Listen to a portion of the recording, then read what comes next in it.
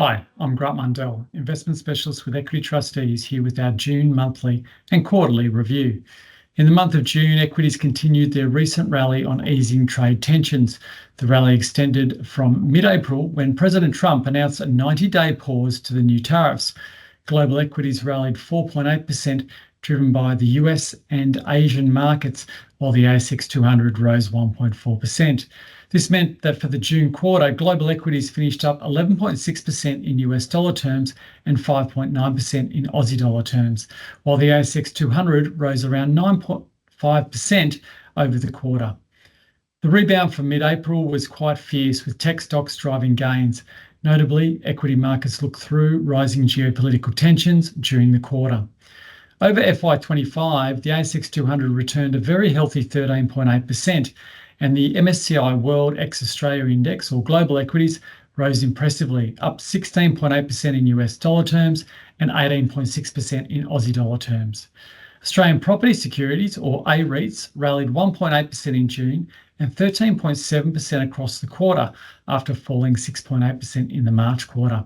The A-REITs were one of the best performing asset classes over the quarter and were supported by RBA rate cuts and the expectation of further rate cuts, lower bond yields, reasonable macro data, improving auction clearance rates, and a rebound in sentiment towards AI and data centres, which helped Goodman Group's performance. Goodman Group's around 40% of the A-REIT index, so that is a key contributor. Global REITs also rose up 8.7% over the quarter, driven higher by Asian REITs. The June quarter capped a strong year for the REITs overall, with A-REITs rising 14% and global REITs rising 13%. Similarly, global listed infrastructure in hedge terms rose nearly 19% over FY25, supported by investors seeking defensive exposures with stable cash flows and solid income streams that benefit from lower interest rates. From a commodity standpoint, oil was the standout performer in June, surging 9% over the month to US $65 per barrel on the back of conflicts within the Middle East. However, the current de-escalation and increasing supply from OPEC may cap further gains. The monthly rise in oil saw the energy sector perform very well in June within the ASX 200, combined with some M&A announcements regarding Santos. However, oil's rise in June couldn't offset falls in April and May, meaning that oil actually fell 9% over the quarter as increasing supply and concerns about demand weighed on the price. Over the year, oil actually finished down 20%. And over the year, commodity returns overall were quite divergent, with gold finishing up 41% and iron ore falling 11%. Australian fixed interest assets finished the year well. Australian fixed income and credit finished the year up 6.8% and 7.8% respectively. Fixed interest assets benefited from solid income yields, defensive characteristics, and spread compression as corporate health remained pretty sound.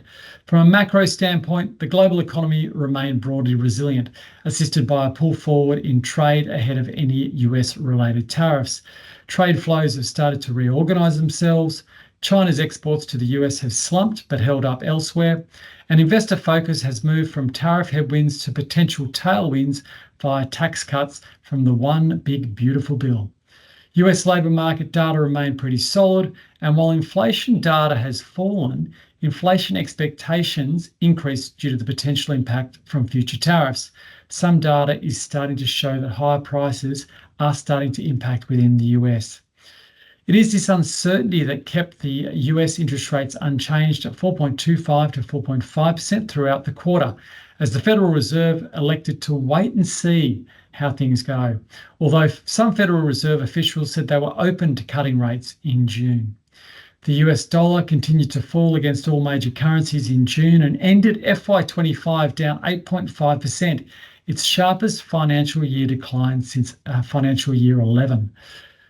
In China, while housing remains weak, broad economic data seems still reasonable.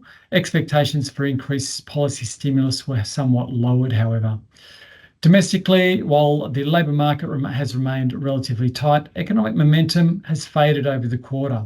Slowing growth with well-behaved inflation has allowed the RBA to cut rates a quarter of a percentage point in May to 3.85%, with the market expecting another 2 to 3 rate cuts this year. House prices rose and the Labor Party retained power following the federal election. Government spending is expected to remain supportive in the near term. The Aussie dollar against the US greenback rose 5.3% to 65.81 cents, predominantly due to that weak US dollar. Overall, equity markets have rebounded strongly. And while international equity earnings revisions have been somewhat stable, in Australia, earnings have continued to be marginally downgraded. Equity markets are now back at expensive levels and appear complacent to the risks in the external environment.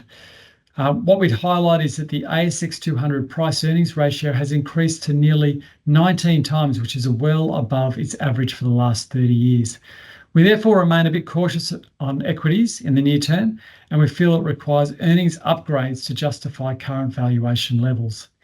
Lastly, the ASX 200 dividend yield remains below historic levels, with the 12-month forward dividend yield at only 3.4%, which is a function of lower dividends over the last 2 to 3 years, at a time when the market has continued to rally. I'll be back next month with the review for July.